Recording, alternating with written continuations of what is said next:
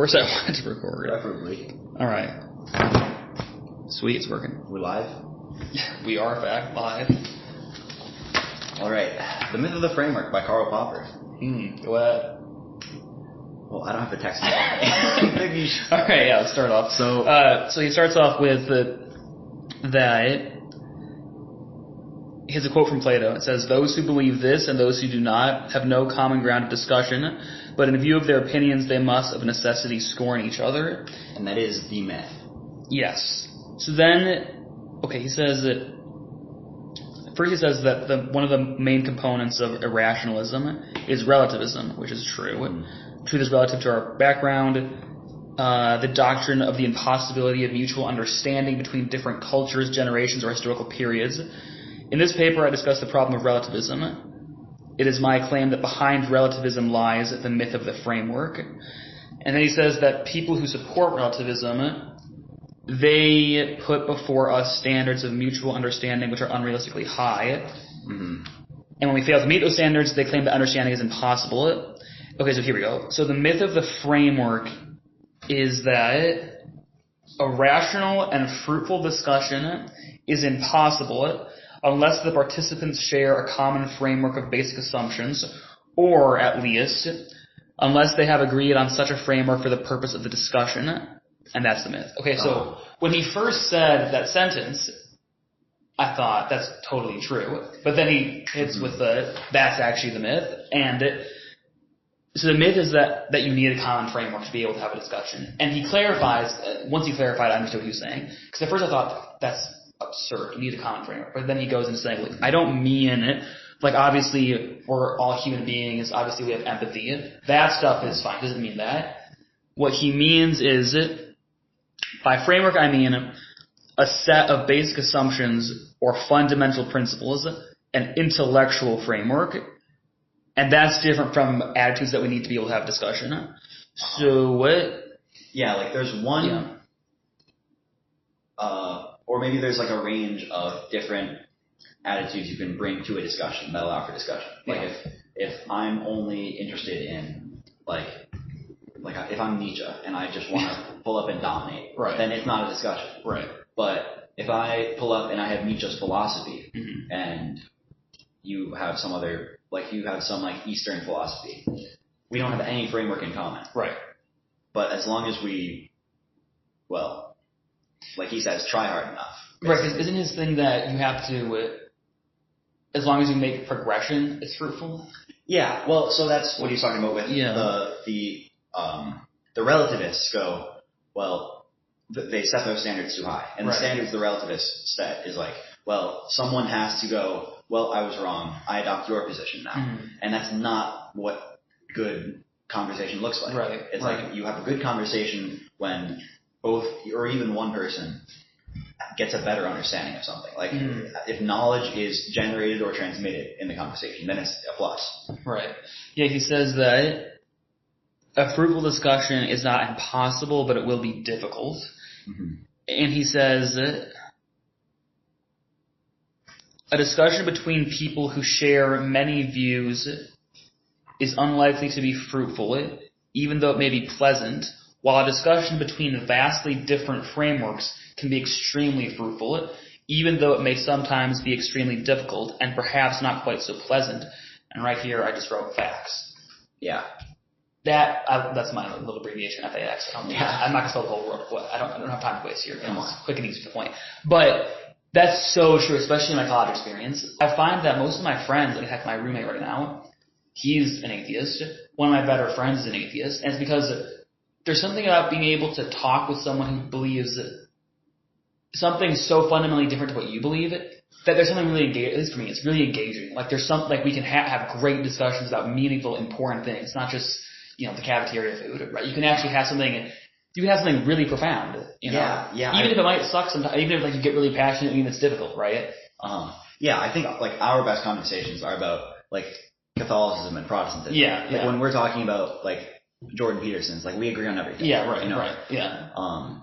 That's why sometimes it's nice to have professors who will throw out challenge it. Well, what if? And you can have a debate with them too, because Actually, it's funny, my roommate is actually really like that. He loves to stir the pot. And so he'll go into his philosophy classes and he will just challenge the professor to a debate and just go head to head with him until he has them, broken. That's what he's trying to do at least. And that, I like that. Like, I like when people make things interesting, right? It gets interesting discussions going. That is really nice. I have a really friendly female teacher for the only philosophy adjacent class I have.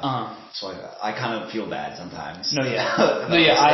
All my professors I've had, not all of them, but I had one really great English, they called it literary tradition. That's okay. It's humane letters. Yeah. It's humane letters. She was awesome, but luckily we had it, at least in her classes, there was usually enough of it, diversity of people, to get interesting conversations going. Yeah. And that's the other thing too. If the professor is really, really good, I'm not going to really care as much. But if the professor is really bland and everyone's agreeing on the same thing, holy cow, that's boring. But see, I thought that was so true, that the best discussions are the ones that get you fired up, are the ones where you have kind of a clash of ideas, and it forces you to actually try to understand the other person's perspective, while also, if it goes well, it kind of gives you more fodder or reason, or it strengthens your own beliefs too, right? If it's a fruitful discussion, right? Or maybe it leads you to see things in a new way. Maybe your thoughts become more nuanced, right? It's not just as simple as you thought it was before. Then he said what you were saying.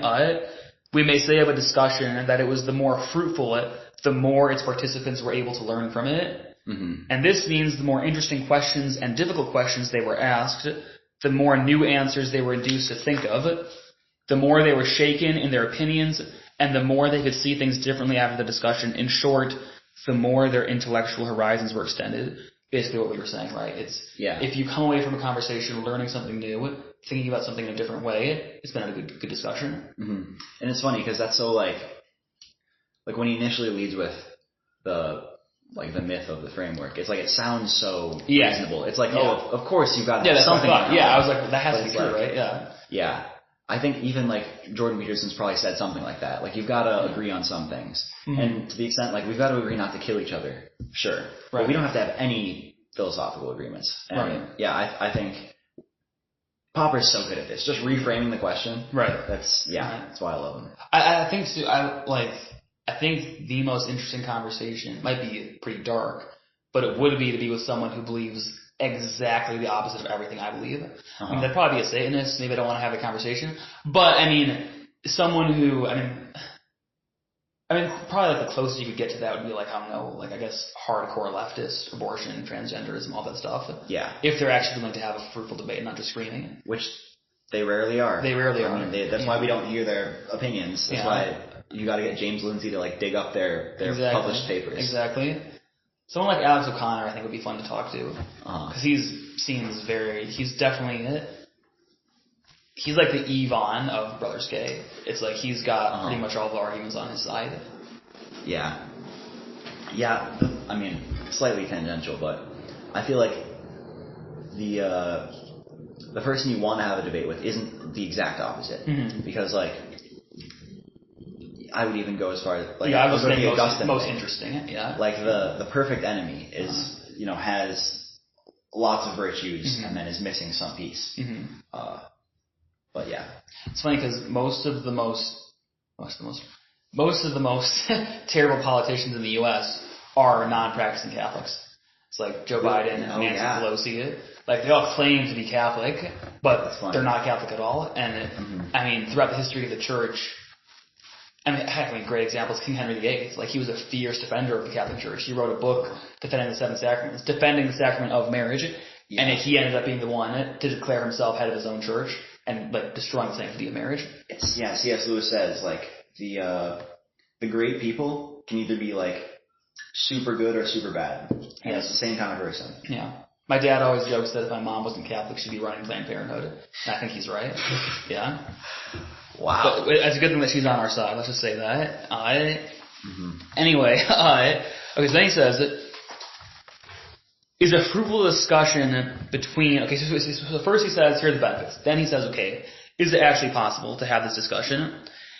And then he says, he talks about the story that Herodotus, the historian, writes about the Persian king Darius I, and the Greeks had the custom to burn their dead, and he says, so the story goes that Darius summoned the Greeks living in his land, and he asked them for what payment they would consent to eat up their fathers when they died. They answered that nothing on earth would induce them to do so. Then Darius summons the Chelatians, who eat their fathers, and he asks them, in the presence of the Greeks, who had the help of an interpreter, for what payment they would consent to burn the bodies of their fathers when they died, and they cried out aloud and implored him not to mention such an abomination. And then he says, Darius wanted to demonstrate the truth of something like the myth of the framework. So Darius, in this little parable, is arguing the relativist position. He's saying, look, you guys have such different frameworks. You Greeks, you think that eating your fathers is terrible. Well, they think it's okay. What do you think about that? But then where Popper goes in is he says,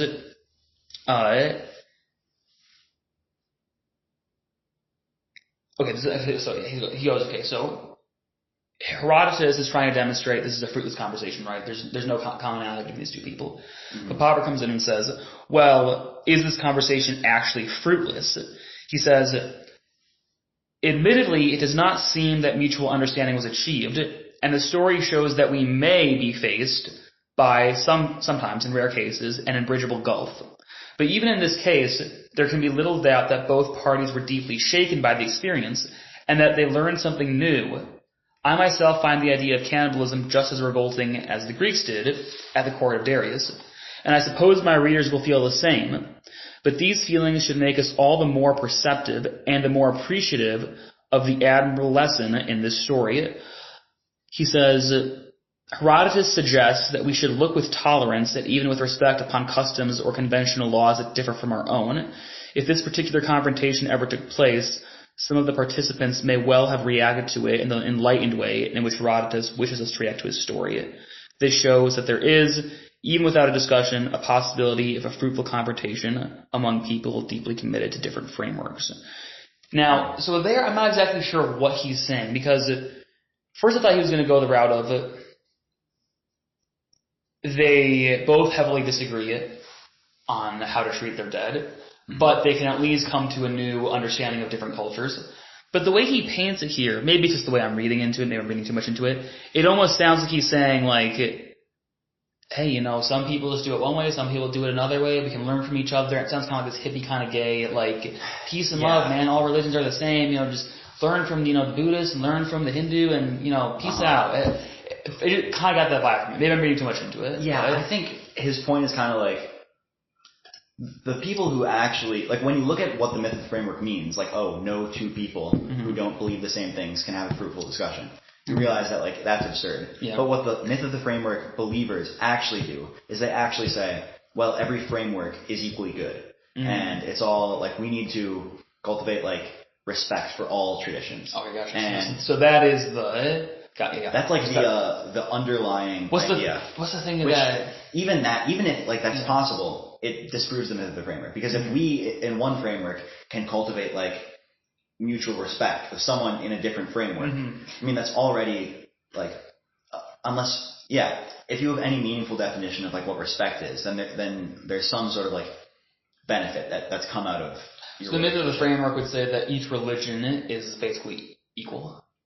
Yeah, it's all the same. Yeah. It's all, because if... Coexist, that's the moniker, yeah. Exactly, yeah. Which is like, of course, we should not kill each other. Right. But we should not uphold our religions as the same. Yes. It's like Senior talks about. It's like, if you actually do that, then first of all, no religion matters. But if you actually believe in the religion as the true religion, by necessity, if there's one God, that religion should be the only one we should be following, and that needs to take precedence. Because it disagrees so heavily with other ones. And that's what Lewis talks about too with the Tao. It's if there really is this common background framework in which truth resides, you can't have all these co-equal religions, because if religion is how you relate to God, and if God is truth, there can't be multiple ways of worshiping Him. There's only one correct way. Yeah, and that's why it says at the beginning, irrationalism is back, baby. That's my paraphrasing. I thought so, yeah. but like the relativism and the irrationalism are so intricately tied, because if you have even a shred of rationality, then clearly things aren't relative. Right. Like, there has to be some basis, and that's even like the Christian tradition does not think that like all different cultures are equally okay, like equally, good. Right. And there is some sort of like underlying basic, I don't know, like system of rationality even. That's like, that you can judge Christianity according to this like natural law and find that Christianity is actually the best. Right. Okay, so then he says, is agreement always desirable? He says, let us assume that there is a discussion and that the issue at stake is the truth or falsity of some theory or hypothesis. We should, of course, like the discussion to end with all parties agreeing that the theory is true if in fact it is true, or that the theory is false if in fact it is false, but only in these cases. For we would like a discussion to reach, if possible, a true verdict. We should, however, dislike the idea that agreement was reached on the truth of the theory if the theory was in fact false. And even if it was true, we should prefer that no agreement is reached on its truth if the arguments supporting the theory were too weak to bear at the conclusion. Then he says, for conclusive arguments in support of a theory are very rare in all but the most trivial issues. So basically, he does have, this is the part that I agree with, that what is true does matter, and if something is false, that matters. And in fruitful discussions, we're trying to come to a conclusion, and a conclusion is either that what is false, or what is true.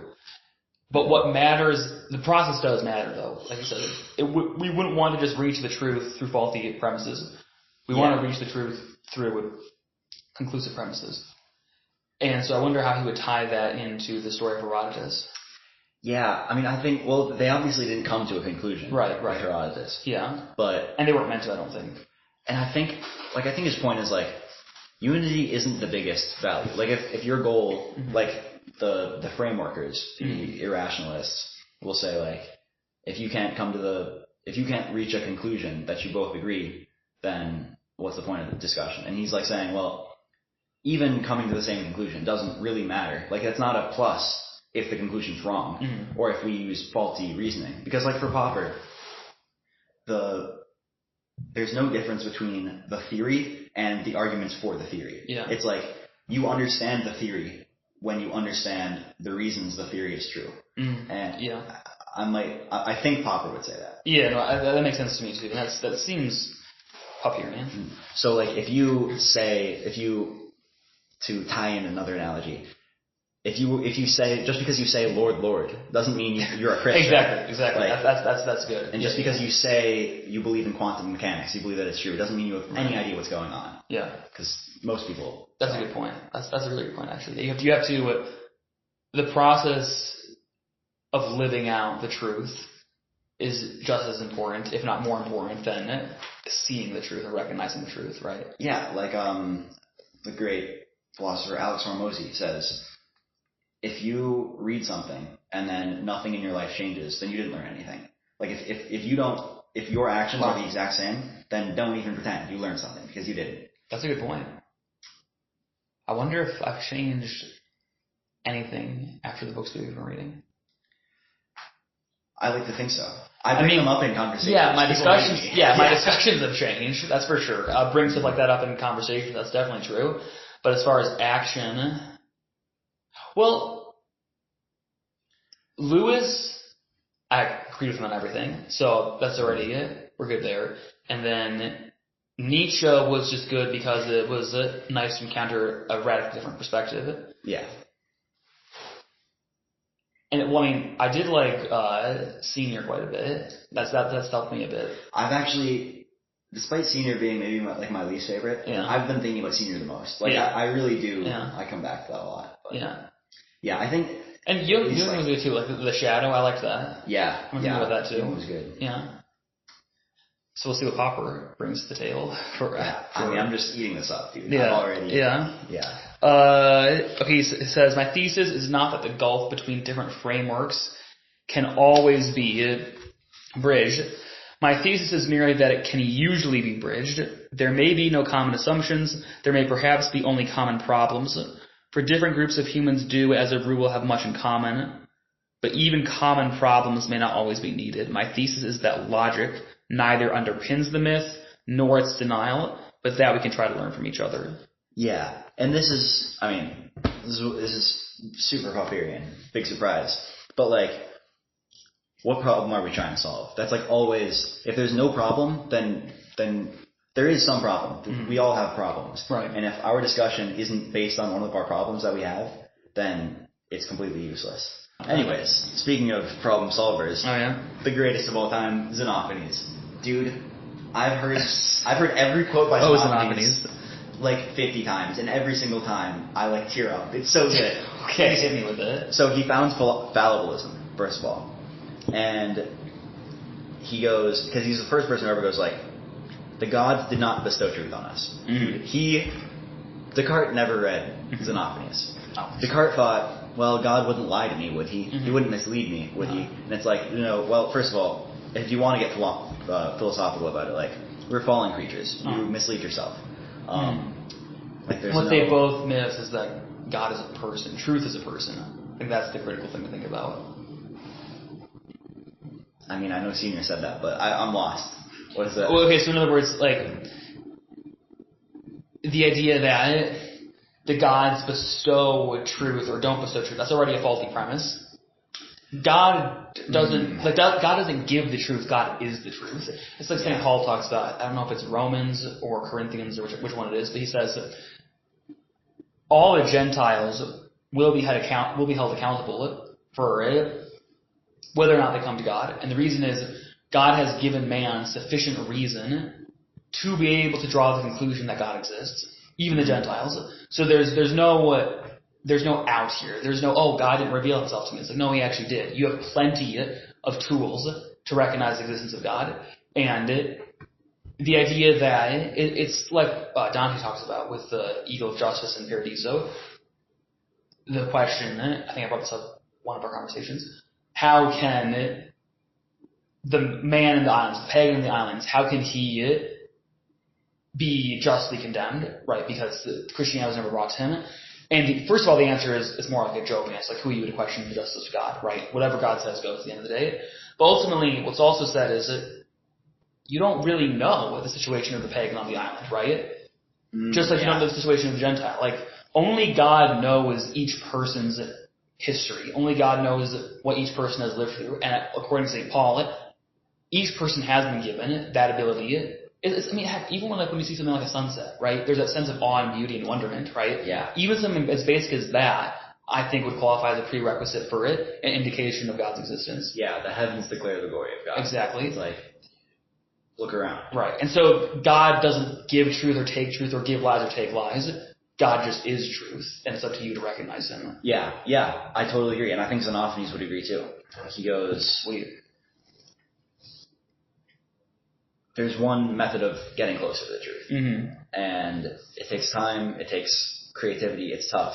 But we can never get fully to 100% assuredness of the truth. Mm-hmm. But we can learn by conjecturing and approximating the truth. Mm-hmm.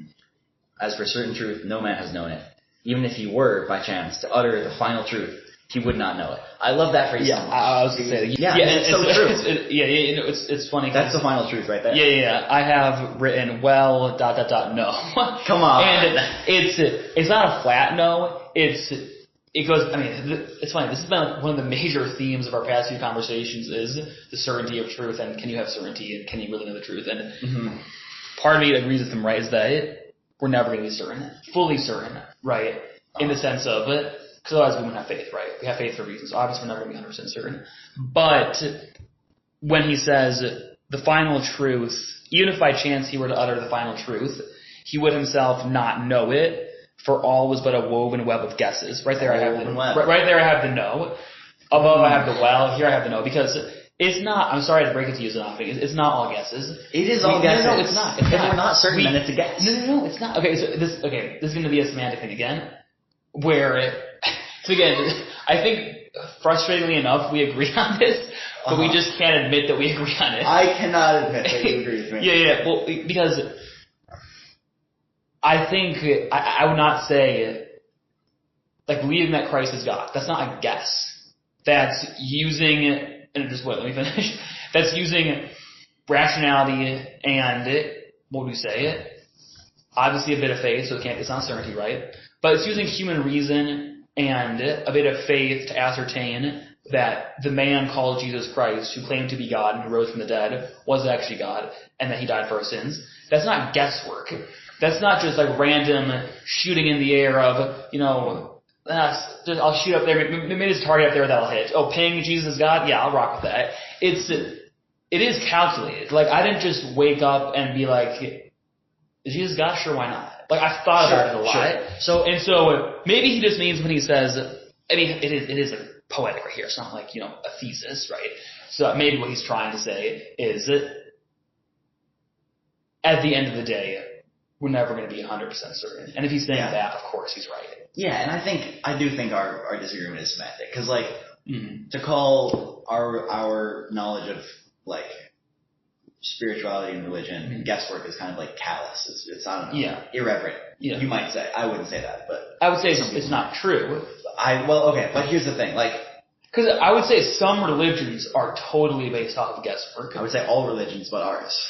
But boom, now we're really cooking. Yeah. Yeah, right. And so, but to say that even ours is guesswork, but keep going. I'm not gonna say that as a Catholic. I'm not gonna say you that. almost had me for a second. Yeah, no. It's like as a Catholic, there's no guesswork here. God's given us the truth, the fullness of the truth, right?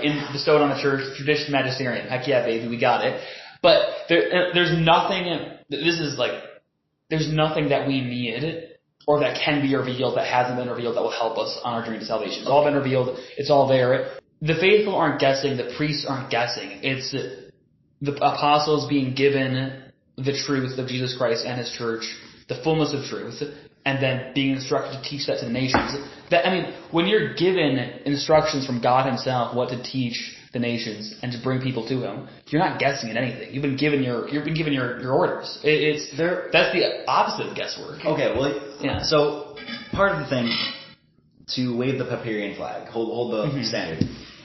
Even the perfect words of God, as perfect as they are, can never perfectly transmit a meaning 100% to people. 100%. You can always misunderstand. Yes, that's why people always say, well, if God wanted us all to be Catholic, why didn't He make the Bible clearer? It's again, because He wanted us to be Protestant. Well, no, that's really the reason. But keep going. The real reason is, funnily enough, because no matter what was in the Bible, of course, it's always going to be misinterpreted. Yeah. Same type of people who say that are the people who say, if God just shows Himself to me, I'll become Christian, I'll become Catholic, whatever it is, right? And if that were to happen, they'd think that, I'm just going through LSD experience or something happened to me, I had a stroke. Like, the very people who demand miracles are the ones who reject it as soon as it happens. Okay, but that's the thing.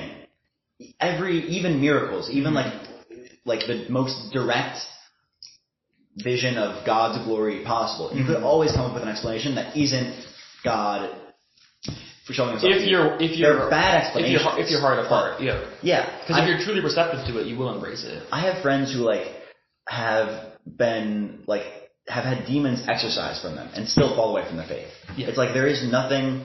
Satan believes in Jesus. Right, but it is individual personalities, right? Some people. What I'm saying is the type of person who demands a miracle, usually is the person who will reject it. But the type of person who doesn't demand a miracle and it happens, usually will embrace it. Yeah, I agree. So it is about disposition. To bring it back to the Catholic Church, I think if we look at the history of church tradition, we don't see just one eternal golden braid stretching through history of the Catholic Church. We see tons of different little splits and because you get theological disagreements. Right. Yes. And the church comes together and goes, all right, we've got these 10 different ideas. 9 of them are heresies. Let's hash it out. And they do. And all 10 of those ideas are all conjectures. But hashing it out is right, but there's no guesswork involved because it's, okay, what makes the most rational? One thing that we learned about recently in one of my theology classes was the big division around who Jesus was, right? You had the Nestorians who claimed that Jesus, or the man Jesus Christ, isn't really one person. He's two persons inhabiting one body, right? So you have the man Jesus and you have the Son of God, right? And they're two people that are separate, right? Inhabiting this body. And that's a guess. Right. And then you have the, what are they called? Monothelus said he had one will. I forget exactly what it was, but basically they say that monogenesis, maybe, whatever. They claim that Jesus, the person of Jesus, the man, and the person of the Son of God come together and mix into this blend that's not really man and not really God. It's kind of like this mutant, right? This demigod, right? Yeah. And these are the two contingent heresies that are really creating disturbance in the church, right? And how do we get through which is which? And when the church finally lays it down, it has to interact with each heresy as it will, right? And so the church hadn't really been promulgating what it was teaching about Christ. But once you have these heresies that say the church recognizes immediately, that's wrong. But we need to say, why is it wrong? So Nestorians, we come back with, well, no, Jesus is actually one person with two natures, right? Okay, boom, gone. And then you come at the monogenesis with, no, God isn't this demiurge. His two natures are retained. They're individual and distinct, right? And what you get from all that is strengthening of the teaching. It's not that when you have these heresies, the church is like, well, gee shucks, what do we teach about the Christ? Well, let's think about this. What would be a good No, that's immediately we know that's wrong. We need to promote what's actually right. But you're focusing on the refutation side of things, which I agree is like a rational process where we go, this clearly couldn't be the case. Like Jesus can't be two people, each with its own nature, merged together. So is what you're saying that the process of promulgating, recognizing, or getting to the truth, that's guesswork? I'm saying even the true doctrine that Jesus is one person with two natures, that was like that's not blatantly obvious in the Bible. That's like you've got to do a deep study. Same with the Trinity. Yeah. Exactly. Yeah. This is not like a basic like of course the Trinity. Yeah. That's something that they're matters of faith. Right. Yes. Yeah. And tons of people came up with tons of different conjectures, and the church came together and refuted all but one of them and called them all heresies. I guess what you would call guesswork, I would call reasoning to what's true. Yeah, but is that what you mean? Or it's not like it's not a deductive process. It's not like, oh, we can take all of these and bring it together. Like you're glossing over the creativity that's going on in it, and any like creative process is guesswork. We could call it conjecture if it sounds nice. I disagree though. That's conjecture or guesswork. Like the church fathers weren't hypothesizing what Jesus' true nature. No. At least what's the good word for it? The malcontents? I don't know, whatever. The people creating the disturbance, they were, promoting their own theories and hypotheses. But the church was doing was recognizing what was wrong and then promoting what was right. But there wasn't, there was never any conjecturing among the true church fathers. So how did they come up with the doctrines, the true doctrines? How did they discover them, if you will? I mean, utilizing the scripture, I guess, at the end of the day. That's like but it's tradition. They're not written in the scripture. It's a combination of utilizing tradition and scripture and theological reasoning. So if God is going to die to save man, he has to be fully God and fully man, and he has to have the two natures, because only God can fully pay the debt of punishment, right? And he has to be man, because it's fitting that man pays the punishment, and right? And so stuff like that, right? And so some of it is going to be in the Bible, some of it's going to be in tradition, and some of it is going to be, okay, well, let's use logic and reasoning here. So maybe this is a semantic thing again. I don't know. The more we talk, the more I think you believe in deduction, and I don't. Maybe that's what it is then. But, well, either way, even if we don't agree, I'm more enlightened after this. Me too. Discussion. Yeah. Thank you, Karl. Yeah. So I think it's all a woven web of guesses. I think that it's a woven web of rational. I'll use your word, conjecture. At least it's a web. Yeah. We can agree on that. All right.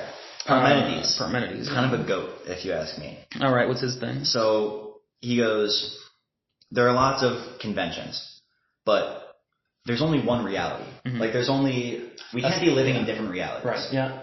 And if two conventions say two different things about the reality, then one of them's got to be wrong. And maybe both of them are wrong. And maybe we have 100 different conventions and all of them are bad. And so he goes like, Parmenides might be the first non-relativist, or the first person to like put into words that relativism is not right. And Popper riffs on this. He goes, science, the endeavor of science, it's all about understanding the universe. And there's only one universe. I mean, there's a multiverse too, but we call that the universe, even the different instances of the world. That's like the goal of science. And, we could get into all of the issues that come up when people get distracted from the goal of science. Like, very few scientists realize that they're trying to understand the universe. No, I 100% agree with Parmenides on that one. That's all facts. That there can only be one reality, there can only be one truth. And if two hypotheses about reality clash, we have to engage in, critical rationalism to see see which one explains reality better, and if one does better than the other one, that one has to be upheld for the moment. But if that one does, vice versa, right? Yeah. And one thing that I've been noticing a little bit more is especially like when I listen to podcasts, whether it be sports podcasts or wellness podcasts or health podcasts or theology, philosophy, whatever it is.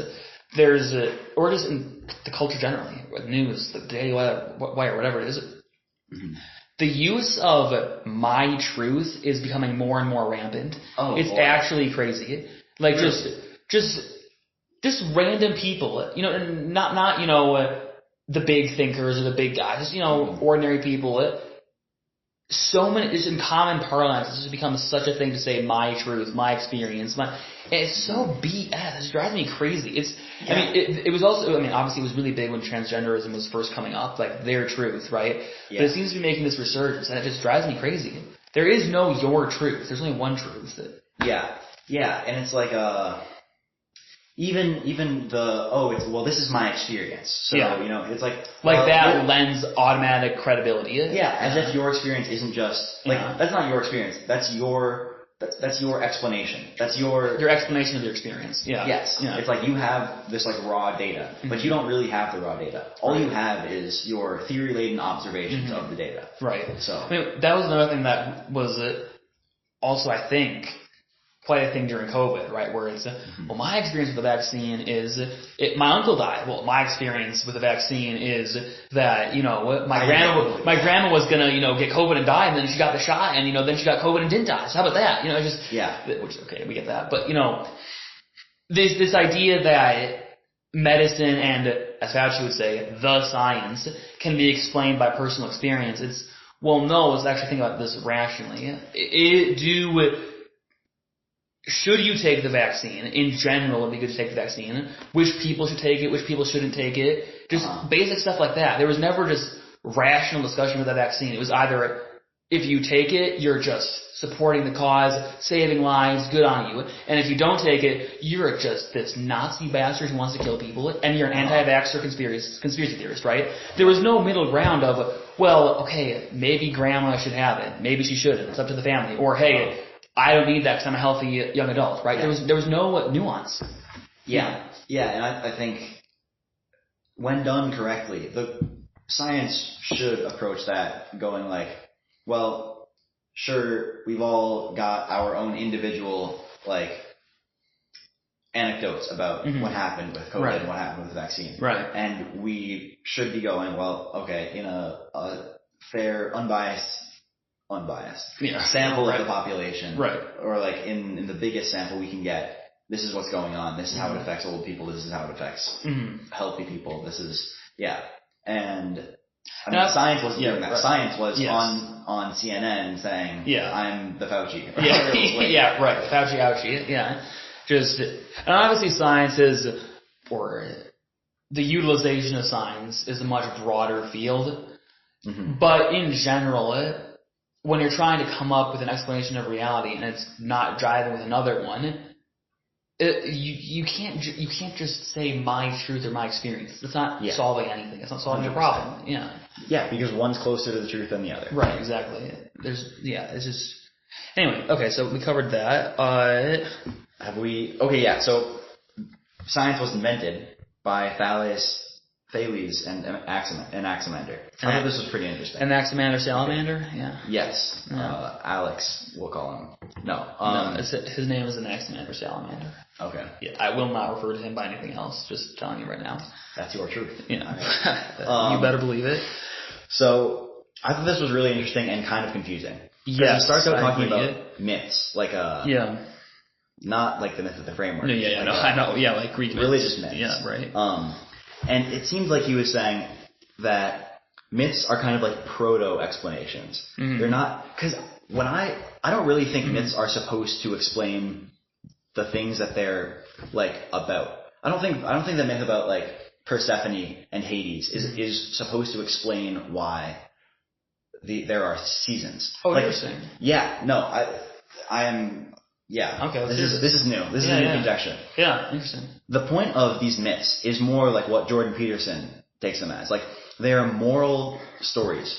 And in that, like, if you read them as scientific stories, they're horrible. Like, they're not good. I see that. They're not good memes as scientific stories. Right. But as moral stories, you could make the, like, not mimetic. Mimetic is Rene Girard, I think. You could make the meme theory argument that they get passed down because a healthy culture is going to have good, like, moral memes. And so you're taking this more along the lines of how Peterson describes the story of Cain and Abel or Adam and Eve. Yeah. Where at least let's take the case of Persephone, that story isn't about how winter came to be and how summer came to be, but it's more about what happens. It actually is about a mother and her daughter and rapacious Hades. Yes. So maybe you could draw some sort of moral from there that, like, the mother who loses her daughter to an overpowering man, something along those lines, like, or I don't know the story well enough to say. Me neither. I'm trying to remember as moral would be. But I get what you're saying. So, like, what you're saying is it's not that, because the conclusion of the story is always, and thus the seasons became, or you know what? Yeah. And thus, like with the story of who's the guy that they have their own Noah's Ark story, right, where he throws the pebbles over his shoulder and people rise up.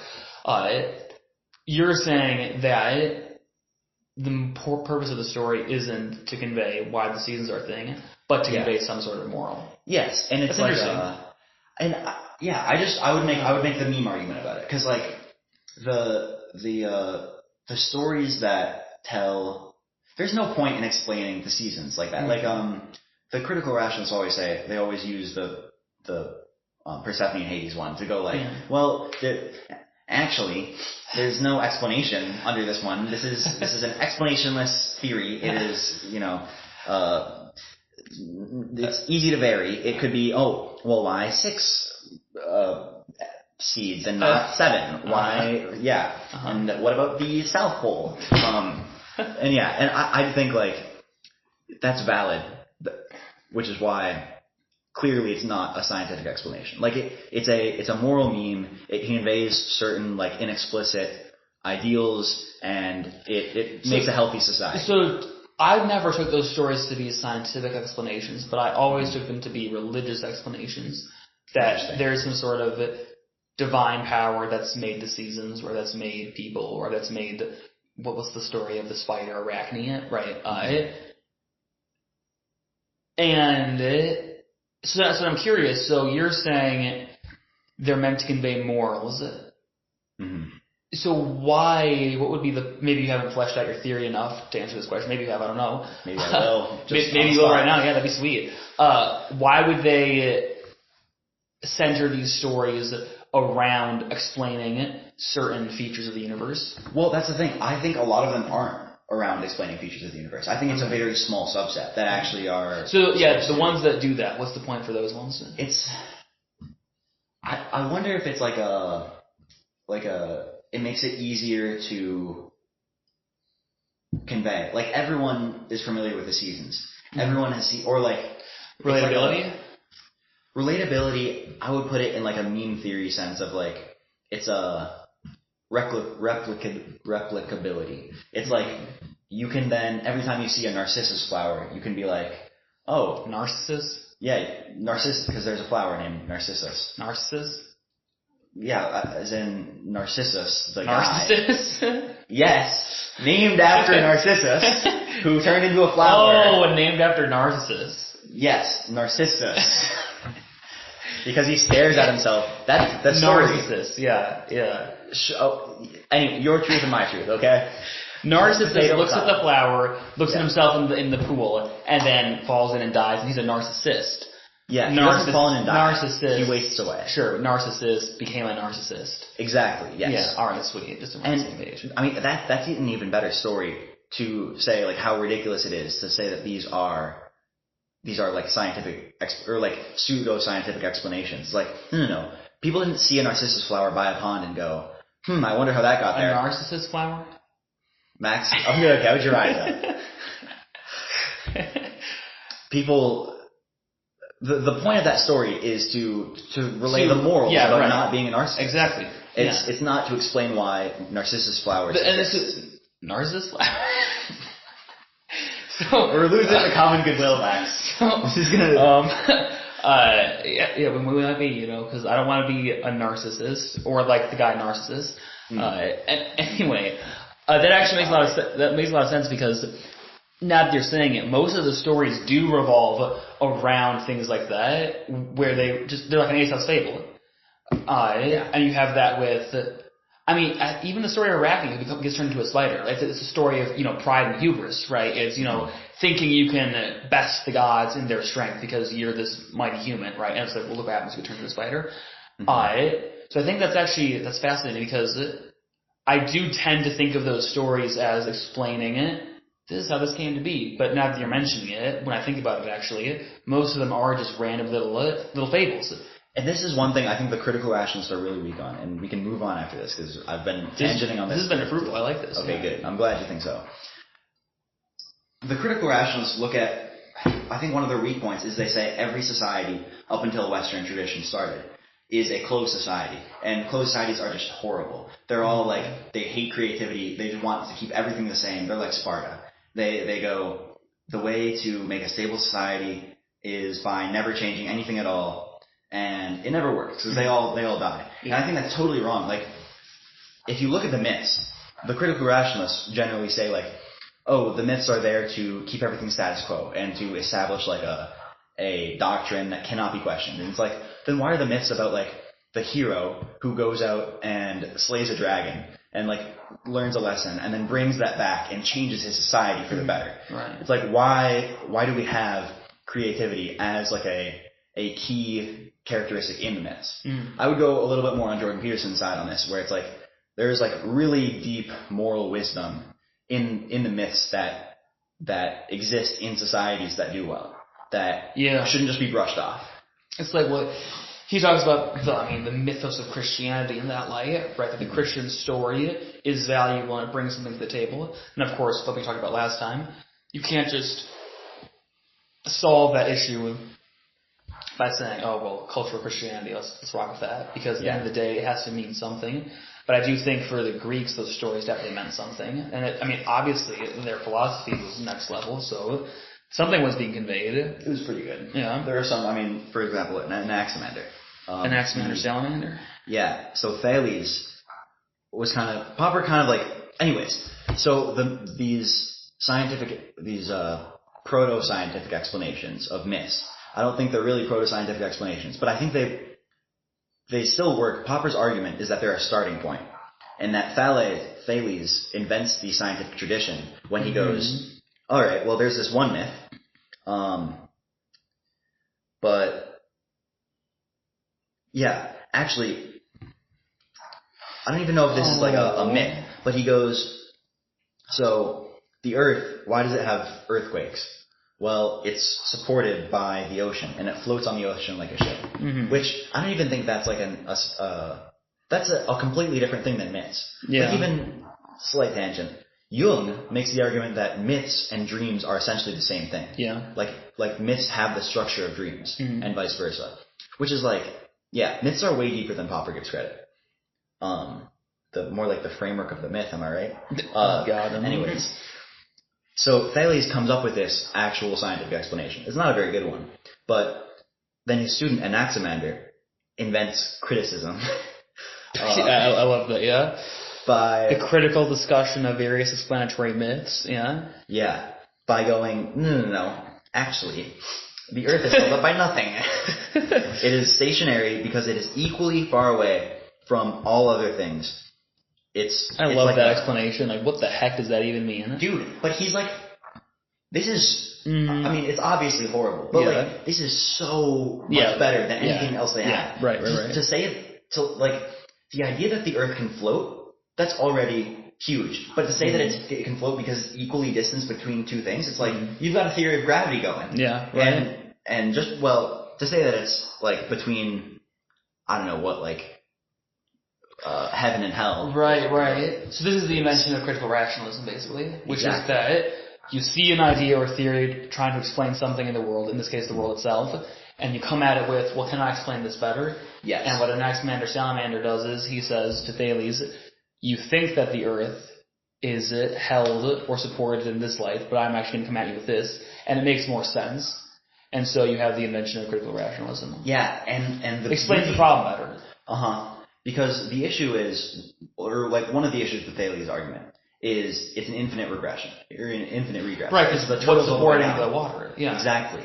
And that's such a huge jump for Anaximander to go like, actually, no, we need something better than this. Right. Now, you could make the argument that Anaximander's it's rational. Argument. Yeah. Yeah.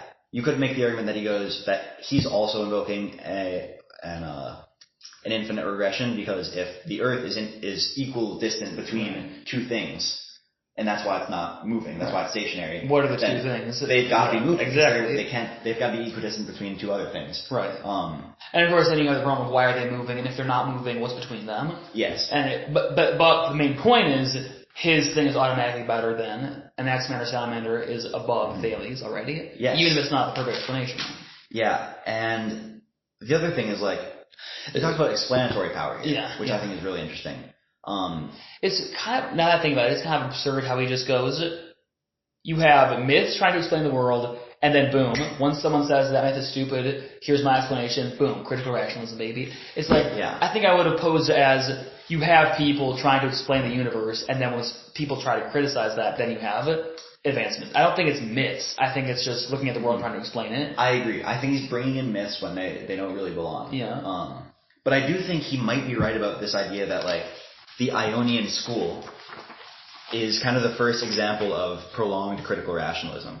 Because, well, he at least argues that the Ionian school with Thales and Anaximander had like 4 to 5 generations of like teacher and student, and the student criticizing and improving upon the teacher's idea, and the teacher not going, screw you, you're like, how dare you disagree with me, execute him, throw him overboard, like Pythagoras would do. Yeah, he says his Anaximander Salamander's criticism of Thales would have led to nothing had these criticisms not been followed up.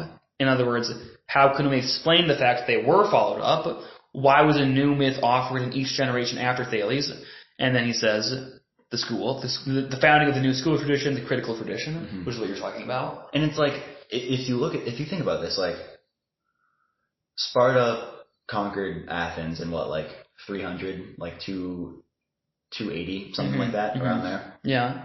And they basically destroyed the tradition of criticism love Sparta. Until, you would, wouldn't you? Yeah. Until I just love how masculine they are. It's like we're literally gonna make you kill people when you're 3 years old, and you're gonna work out at 5. Like, boom, you're a man. Like, just. There are some things they got right. They were good enough means to destroy the great society of Athens. Unfortunately, they went to war so much that their women just got fat and rich at home, and it kind of ruined the society. Dude, it's always the women. Yep, it is. And they probably went to war because of the women too. They were probably like, honestly, I hear Athens has silks and 3 fig trees per house on average. Exactly. And the man's like, we don't need fig trees. Yeah. And the wife is like, okay. I guess you're sleeping on the couch. Yeah, sleeping, with the oxen. Yeah. Yeah. Anyways, he says the critical tradition was founded by the adoption of the method of criticizing a received story or explanation and then proceeding to a new, improved, imaginative story, which in turn is submitted to criticism. This method, I suggest, is the method of science. Mm-hmm. I think I accept his suggestion. Okay, I've seen it. I need this right here. I have a little note here because this just kind of got grinded my gears. He says, this method seems to have been invented only once in the history of humanity. It died in the West when the schools in Athens were suppressed by a victorious and intolerant Christianity, though it lingered on in the Arab East. I think he's totally hell up. Yeah. What are we talking about? I almost wonder when he wrote this, because in the Open Society, it's like late 20th century, right? Yeah, actually, this is probably after the Open Society, unfortunately. But because in the Open Society, he talks about how the Greeks invented this, and then the Greeks also destroyed it because other Greeks ruined it. Yeah, exactly. But it was crushed by the Spartans, and really the Athenians lost it themselves. If you look at what Athens was doing when they lost to Sparta, it's of course they lost. They didn't use their gift of critical rationalism well. But then they were also sodomizing the crap out of each other. So. That's the problem. Yeah, and it came back because of Christians. The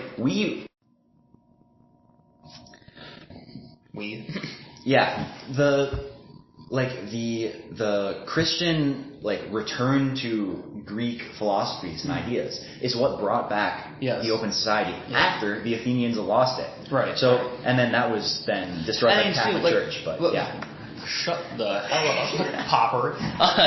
But what you get we talked about this before. You get the most rapid advancement in technology, art, literature, music, architecture, everything. All of that happens in the prime of Christianity, which is the 13th century to the 15th century. It's like 15th century to present day. No, I wouldn't say that. Yeah. But you get Renaissance, you get beauty, you get culture, science, all this stuff. You get rapid advancements, and the whole Western world, all of our innovations, all of our scientific endeavors, obviously now is kind of declining.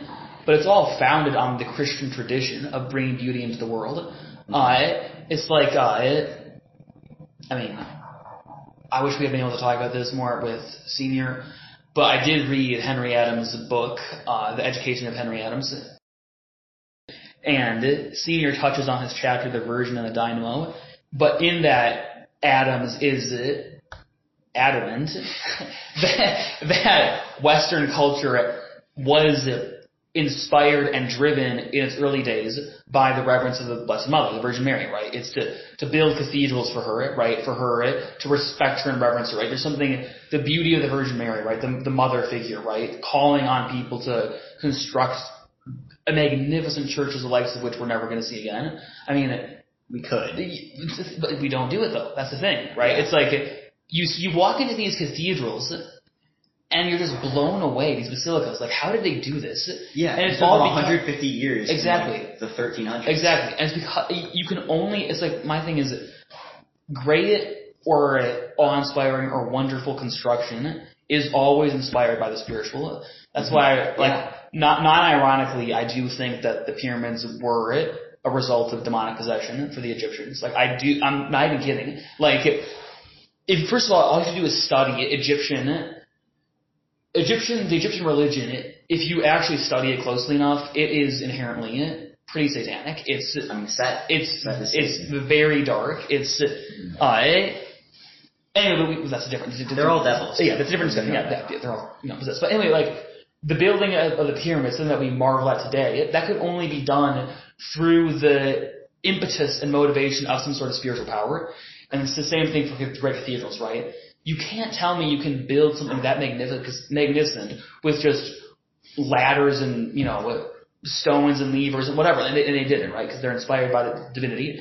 And to go back to Henry Adams and the dynamo, what he realizes in this moment while he's looking at the dynamo, right? The engine, right? Is that the modern West is trading religion, spirituality, reverence for beauty, respect for truth, love of morality. They're trading all of that for lust for power, like literally the lust for power, right? Just the dynamo, right? Just the engine, right? It creates its own energy, right? And you invite in modernism and et cetera, et cetera, et cetera. And all that to say that Christianity has fundamentally produced most of the greatest accomplishment the world's ever seen. That's why Western civilization is so utterly different from Eastern civilization. There's a vast gap there. Or even just compare Western to Africa. The problem with Africa has nothing to do with people always talk about the land and the cultivation and the soil. The rivers. Yeah, the rivers and all this stuff. Hocus pocus baloney. It has nothing to do with that. It's the fact that for almost its entire history, Africa has remained fundamentally just pagan tribes. Has Christianity made some parts of Africa? For sure. But for the most part, Africa is just pagan tribes, living like they did hundreds of years ago. And that's not to say that most of them are evil. In fact, some of these tribes live, I would say, far more fulfilling lives than we do. But the reason that there's no advancements there is because there isn't this motivation. There's no spiritual driver there, right? For culture and change and development. So the idea that Christianity is this doorstop that shuts down processing or searching for truth or meaning or building or creating is just absurd. It's ridiculous. Even like Japan, they have zero natural resources. It's like a wasteland island. Yeah. There's nothing like quote unquote naturally beneficial about any resources there. I mean, they have good sushi, right.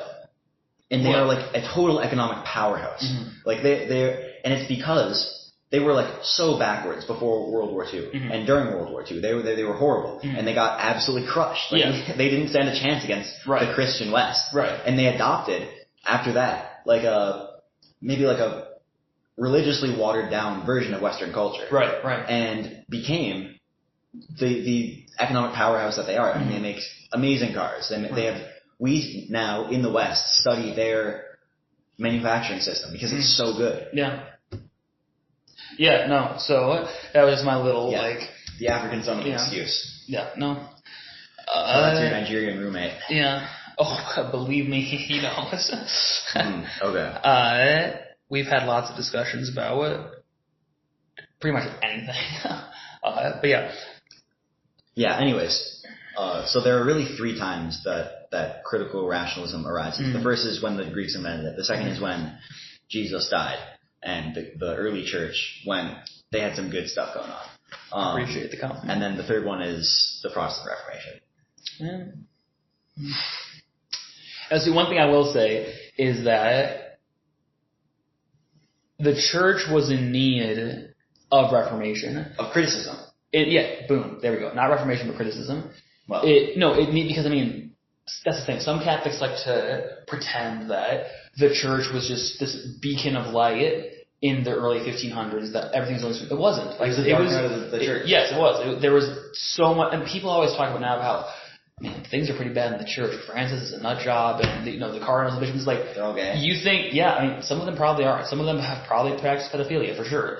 But what people fail to realize is that you think this is bad? You should see some of the popes we've had throughout history, or some of the times in the church. Like, people forget that people think that the Pope is Christ. Like, literally, they think that, and that his word is his actions and his words are supposed to be like Christ. Like, no, we're human beings. Christ chose Judas as an apostle, for Pete's sake. There's going to be corruption, there's going to be fallibility, and at the time of the Reformation, the church did need criticism. I mean, usury was a thing. The selling of indulgences was a thing. All those things were happening. There were priests sleeping with women and having sex and all this stuff. And there was I think at certain points there were priests taxing, and they literally taxing, and it wasn't called taxing, but taxing their parishioners, right? Just to get more and more money. You have to give me money for this and this and this and this and this. Yeah. And so yes, you do need criticism. So in that way, yes, I would agree that. But what happened with the Protestant Reformation is, unfortunately, Luther took it too far. Well, got a little bit ahead of himself. We all know Luther is fallible, like everyone else. But really, the power of the Protestant business model Not business model. I think you had a Freudian slip right there, my friend. Yeah. Hey, some Protestant churches are very business oriented. Sure. You got your Joel Osteens, your health, wealth, and prosperity. Those are not prosperity good. gospel. But yeah, prosperity gospel. Bad outgrowth of Protestantism. But the power in Protestantism is that you don't have truth based on authority. You can always split off and go, you know what, these guys are wrong. We can get closer to the truth. We can, through rationally interpreting the Bible, we can tell that these guys are not wrong, and this is, Calvinism is wrong, and we can go, actually free will does clearly exist. We can see that in the Bible. And maybe this is the root of our disagreements when it comes to certainty or lack of certainty, is that as Catholics we believe that the church institution will always be infallible. That's what Christ has said. Infallible. Weren't you just going on about how bad the church was? No, see, here's the thing, right? It's like the church, in terms of the people in it, is always going to have some sort of corruption. I mean, Satan knows that within the church lies the key to the salvation of millions of souls, and he's going to attack it, right? And if anything, the fact that the church still stands today with so many adherents, with all the corruption it's had, I think is further proof. I mean, what institution has lasted 2,000 years, still preaching the same things fundamentally, with all the corruption? Yeah, nothing. With all that corruption, nothing. And I think that speaks to its spiritual power. But anyway, the infallibility of the church has nothing to do with, at root, with the people in it. It has to do with, because like Christ says, I will give you the gates to it. I'll give you the keys to the kingdom of heaven, right? And I'll give you, you're Peter, on this rock I'll build my church, and the gates of hell will not prevail against it, right? There's not going to be fallible teachings taught in the church. You will have Judas's infiltrate for sure, and they will be corruption, and they will be a terrible example to the faithful, but you're never going to ever, I guarantee this, the church will never come out and say abortion is okay as a doctrine. You might have some cardinal come out and say that, for sure. You might have the Pope himself come out and say that. But the doctrines themselves are infallible? Are always going to be infallible. So they never change? They never change, no. They do change, though. What would be an example? Like Vatican II. They went, what doctrines changed? I actually have no idea. I don't see, again, you misunderstand. See, this other thing, people so misunderstand Vatican II. People think that it's this huge breaking away from the church. What it actually was I disagree with it. It was priests saying, or cardinals coming together and saying, we need to find a way to modernize the Mass, right? To bring it to different cultures, to different people, to make it more engaging, right? And while that impetus may be not the best driving motive, or whatever you want to call it, what they changed about the Mass is still the Mass. All they changed was, like, the actual form, the actual rite is unchanged. It's just the way of doing it, like the language and the distribution of communion, but no doctrines have changed. Like, Vatican II didn't come out and say Mary was not a virgin. Vatican II didn't come out and say Christ is not actually man. No doctrines were changed in Vatican II. It was just the approach to how are we going to evangelize that was changed. Yeah, okay. So to bring it back, he goes into Tarsus. Wait, do we do Newton yet? I mean, we've gone over Newton a few times. What is there? Is there something? Does power gravity again? Just a second. Let me guess. This is interesting. I have this quote on it. It's kind of funny. Okay, go ahead. I want to see what you think about this. He says, we can say that only since Newton has humanity become fully conscious of its position in the universe. That's the least Popperian thing I've ever heard before. Yeah, I have it like marked. I have like well and then 3 dots. Like, I'm not really sure what he's saying here. That's so weird because like I get his point is like, oh, we thought we were on a flat Earth until Newton, like we didn't, but right. But or like we didn't understand our position in the universe. But it's like we still don't. Like right. Popper himself. Like didn't most. That's another thing that people always don't realize, that most people knew the Earth was round. Yeah. That Columbus knew the Earth was round. Of course, yeah. The Greeks the Greeks did, yeah. You can't sail. You cannot sail around the globe without knowing that the Earth is round. Mm-hmm. And he didn't. He was trying to get to India, and he thought he landed on India. That's why he called them Indians. No, that's not what happened. He was going the right way, and then he landed on a new continent. It was like, this is not India, and that's why it was a big deal. And the people are called Indians not because he thought it was India, because at that time India was called Hindu.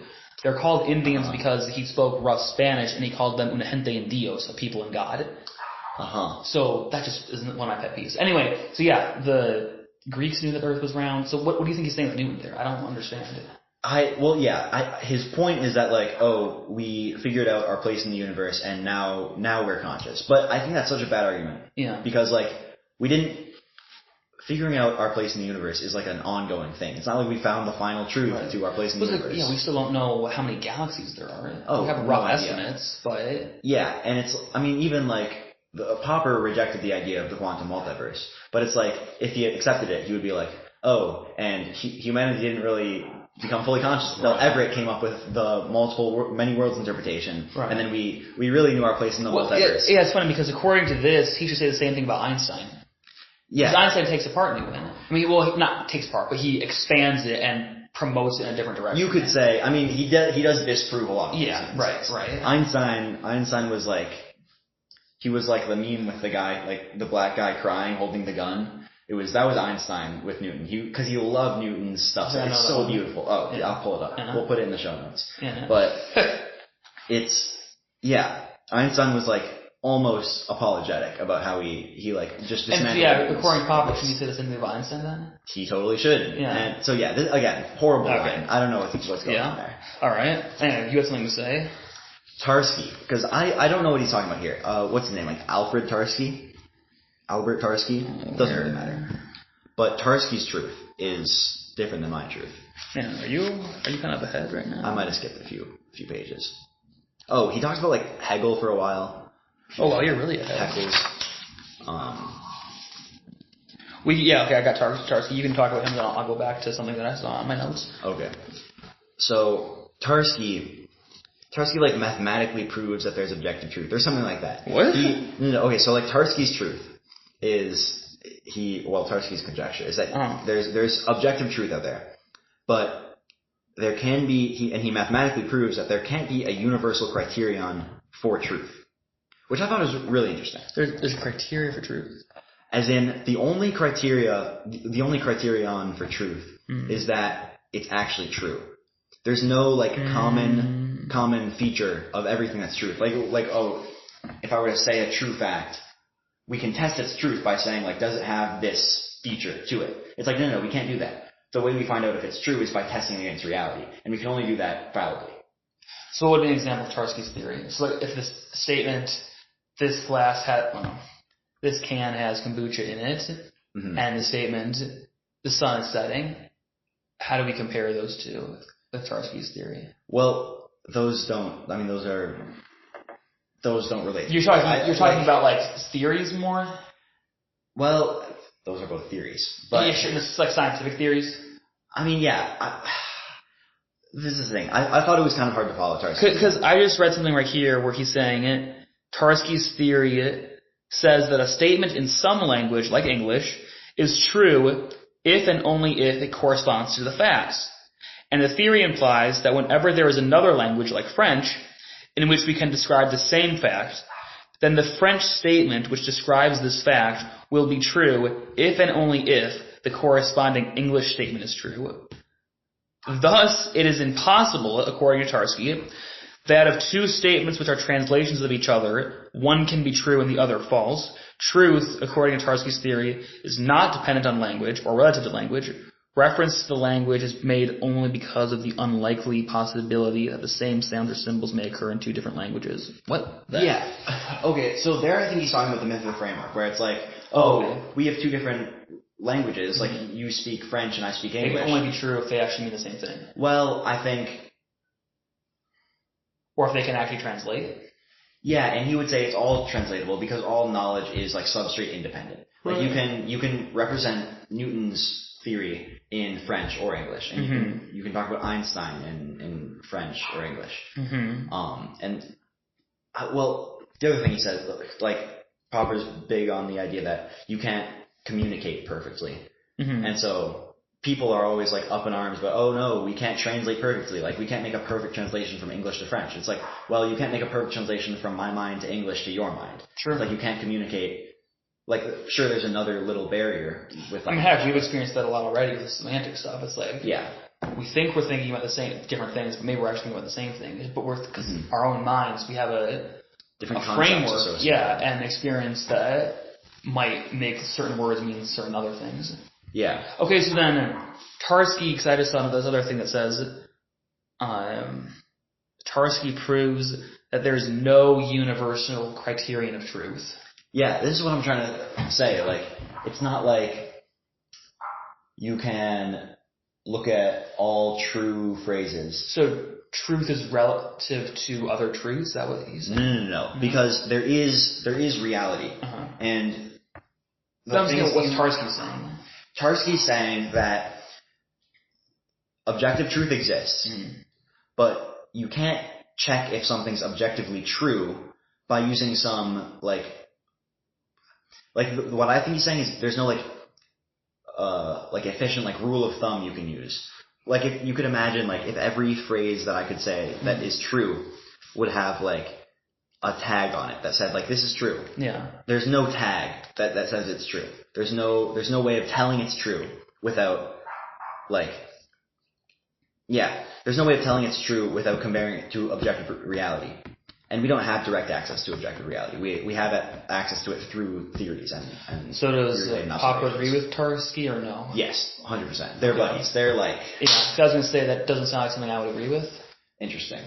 So what's wrong with that? Say the last part again. Objective reality, or how does that work? Yeah. So with Tarski, what's he saying about objective reality? Tarski would agree that there's objective truth, and you can only approach it by coming up with theories and approximating. I don't really know where he's going with the language thing, to be honest. Yeah, me neither. Because he talks about what about these Native American languages that have different kinds of verb tenses? Right. And my notes I just wrote what? Yeah. I would agree that we don't have direct access to objective reality, but we do have access to some reality. I mean, we experience reality every day, and we can utilize our reason and our experiences to conjecture something about the nature of reality. Yeah. Close enough? Totally. Yeah, all right. Totally. Okay, so I want to go back quickly to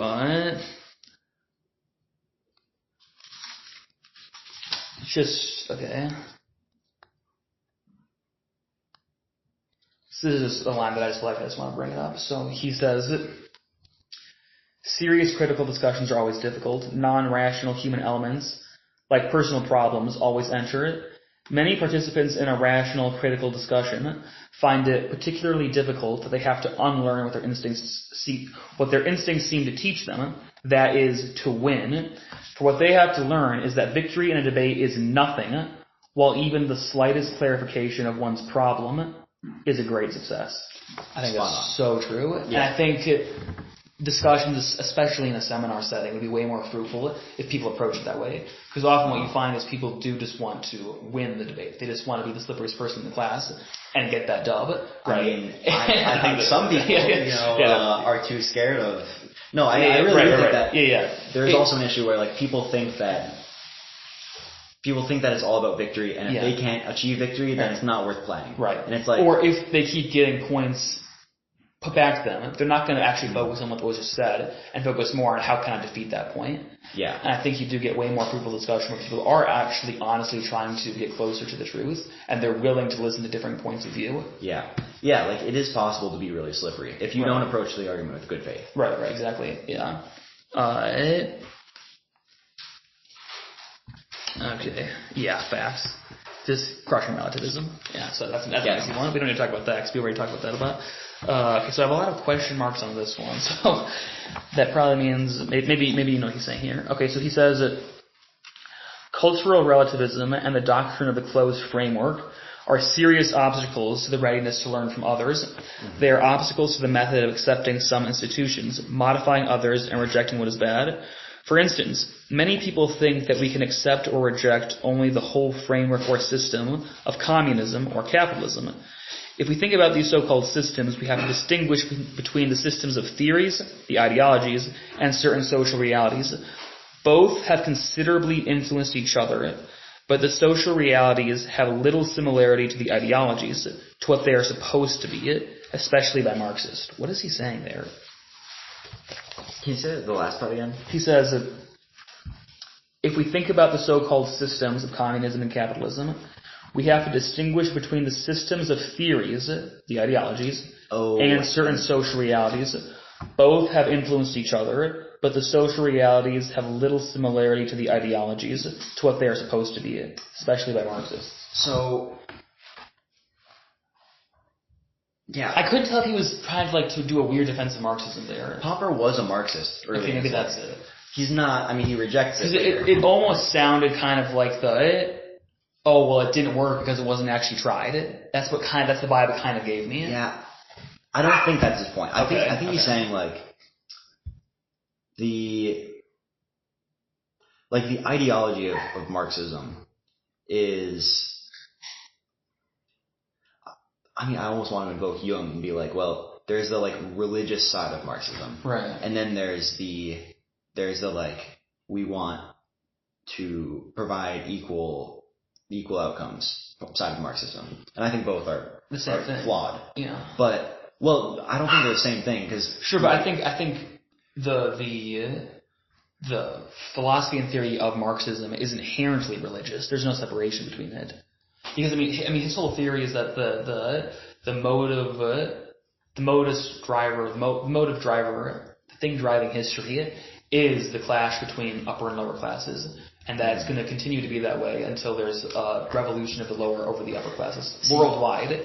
And so it's inherently a religious position that we are economic beings, that we find our fulfillment and our purpose in material things. I think Popper would disagree. He would say, you can deconstruct, not in the liberal sense, the social reality from the ideology. Well, or just you can take apart different things.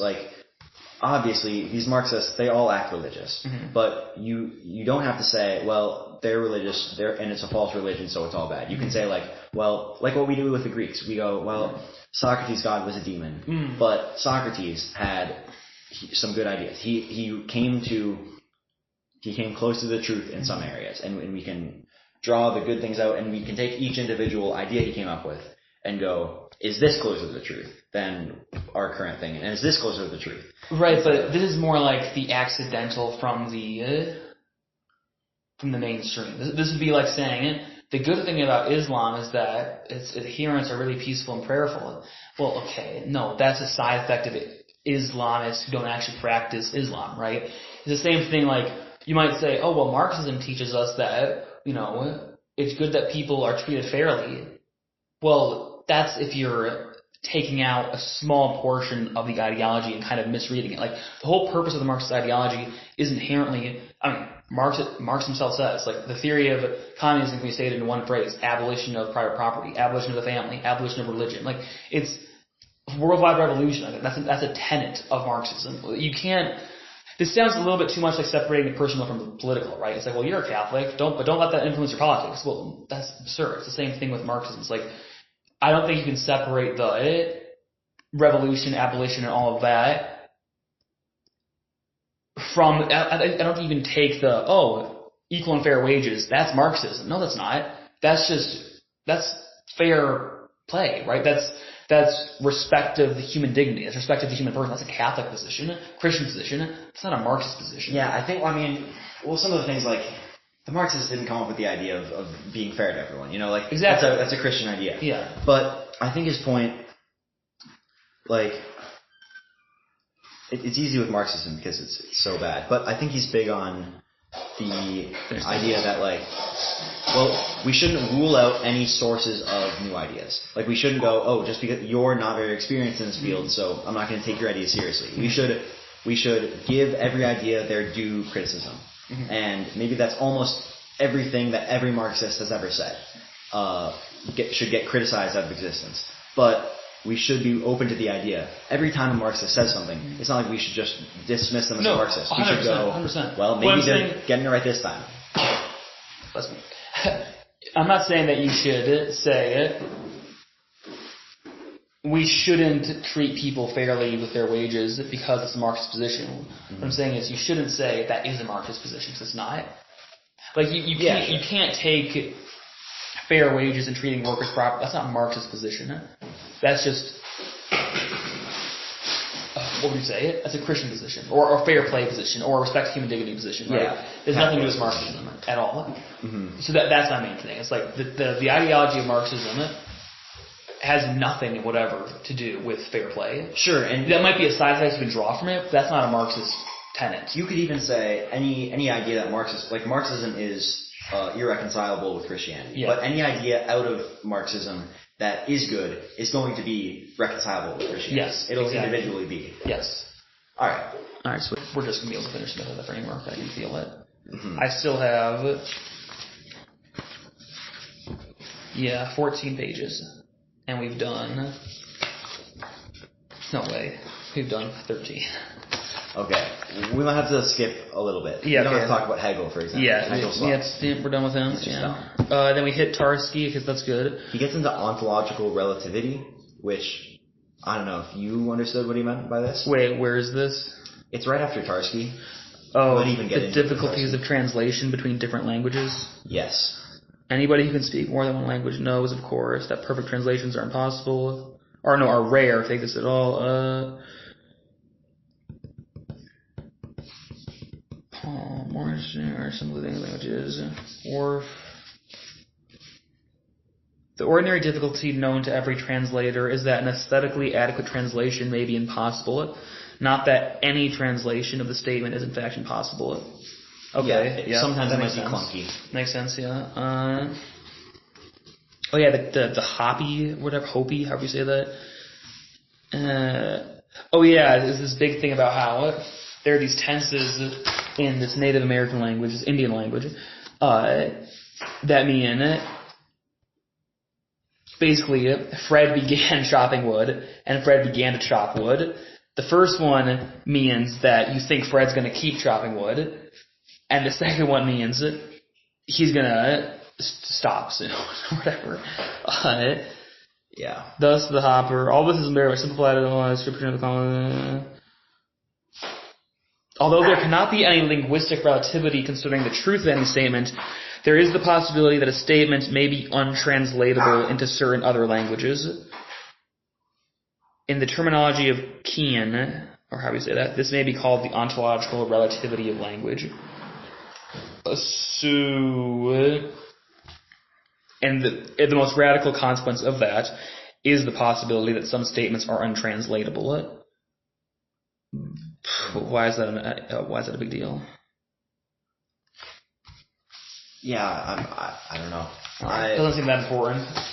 It seems important, but we have more important things to talk about. Yes.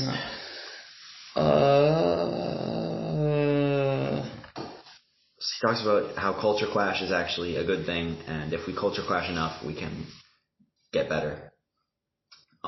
We should be wary of indoctrination, though. Yes. What did he say? The greatest value of culture clash lies in the fact that it can evoke a critical attitude. Mm-hmm. More especially if one of the parties becomes convinced of its inferiority, then the critical attitude of trying to learn from the other will be replaced by a kind of blind acceptance, a blind leap into a new magic circle or conversion. See, this is a funny thing because, like, when we think about culture clash nowadays, it's like a full-on war. It's we want to beat the crap out of the other team. You know what? Traditional families, we're gonna take our stand and we're gonna eviscerate the soy boy, no kid losers. Yeah, it's like heck yeah, here we go. Soy boys and the cat ladies versus the gun-toting Americans. Exactly. And the barefooted wives. Right, exactly. And, in the kitchen, all that stuff. And he's painting it as, I think, a more mature, we wish we could have this, where it's, you get, and when he's talking about more like actual cultures, not just like American culture, but I still think it would apply, right? The idea that you can learn from other cultures. And I wish that was a thing, but there's not much I can learn from the soy boy on South Street, except for the fact that I guess it's okay to eat vegetables sometime. Yeah, and I would disagree with that. Yeah, exactly. Yeah, that's right. What we've just been talking about, like before. Like, yeah, you're right. So I mean, vegetables want to. Is it real? Like, at what point? See, this is another thing too. Like, at what point? Because people talk about how we're so divided nowadays, right? Red and blue, Democrat, Republican, so divisive. Mm-hmm. But at a certain point, it almost becomes, well, can we change that? If I disagree with someone on so many things, if they believe that there's no such thing as a man or woman, that you can kill your baby, that all like stuff like that, and I believe the exact opposite. Can we actually reconcile? I don't know. Can we actually learn from each other? I don't know. You've fallen into the framework again. No. I know, but like, I'm being serious. Like, how do, as Americans, how do we bridge that gap? Well, see, now you sound like every political podcast I've ever listened to. Yeah, but I know. I do think, first of all, we do want two parties. And, I agree. But I'm saying, because he's saying right here, culture clash should be an ability to learn. Yeah. I just don't see that nowadays. I don't see an ability to learn. I don't know. Obviously, like, when I'm consuming conservative media, and I hear, like, the conservative take on why the liberals are so dumb, it's like, I'm not like, to some extent, like, some of that is, like, they are dumb. It's good to know. But like, there's also a piece of it that's like, well, I'm hearing about the worst offenders. And it's like, when I talk to my coworker who's like a liberal, he's like a liberal Democrat who also, like, I don't know, believes in like hard work and going to the gym. And it's like, well, if there is something that we can... Well, see, that's the thing. It's like, I know people who believe in stuff like abortion or transgenderism, or whatever it may be. We can still get along on other stuff, though, but they're not, like, actual fully radical. So maybe that's the difference. Maybe it's, like, the hardcore extremists. That's where there's no learning. Well, and the problem with the extremists is that they won't have the argument. They won't. There's no... That's right. That's the classic thing you always hear, is that, at least I always hear on these podcasts, is that right-wingers will always invite left-wingers on their podcasts. They never show up. Yeah. Do they actually? I don't know. But it makes sense, right? It would make sense. Cause, like, a few of the left-wingers do show up. Yeah, right. Very few. Because, like, me, I'm always willing to talk to anybody. I don't care what your position is. So I'm always willing to have a discussion. And maybe that's just the problem, is some people just aren't willing to have that discussion. Yeah. Yeah, and I think even... Yeah, I come back to, like, even when you're trying to have discussion with someone, and it's not entirely good faith, like, maybe they can't get anything out of it if they're not approaching with good faith. But I think I still have the ability to go, well, they're putting forward these arguments, and I can at least think about them. Yes. And reconcile, not reconcile, but, like, interact with them, right? Think about them. And maybe I'll come to a better understanding of my belief by facing their arguments. I mean, I think he even, I didn't see it, but he actually kind of touches with that on this quote. He says, dogmatic, uncritical teaching in bad schools and universities, especially training in Western ideology, were, in my experience, much graver obstacles to rational discussion than any cultural gap. I think that actually makes a lot of sense, especially if you think about the university system today. It is all just force-fed indoctrination. And now it's not even like Western ideas. Right, indoctrinated. Exactly. So when you're force-fed indoctrination and this is the gospel, of course you're going to take a stance, but I'm not willing to listen to anybody. This is just the way it is. And I guess that doesn't make sense, right? We don't have to worry about bridging the gap. We just have to worry about being open to discussion. Like he says later on, we should never fall in love with the framework. Fall in love with the problem. That's a big Popperianism. But the frameworks are just tools that solve the problems. Right. The problems are what the goal is. Yeah. Did you catch the part where he talks about like Freud and psychology? So I thought that was pretty. I thought he was pretty spot on with it. Freudian. Let's see. Briefing out the philosophy of science. He talks about the Marxists, the Freudians, and the Adlerians. Let's see where he's talking about Marx. So basically, the idea is if you go and tell a Marxist that, so the Marxist tells you everything is class struggles, and you go, well, what about this? This doesn't seem like it's about class. This seems here, or like economic class. It seems like what sports team you like isn't a class struggle. It's more about where you live.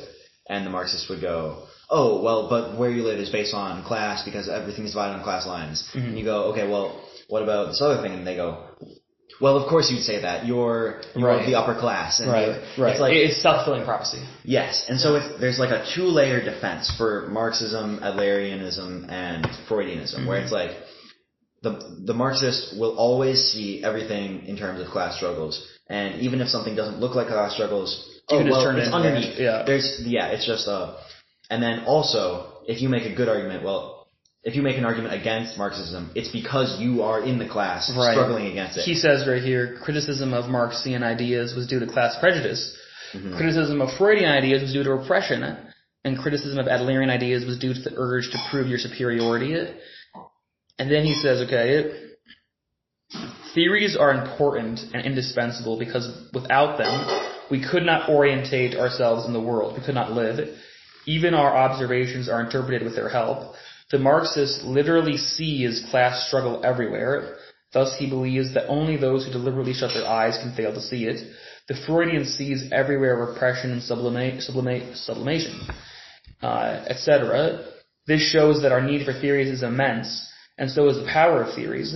Thus, it is all the more important to guard against becoming addicted to any particular theory. We must not let ourselves be caught in a mental prison.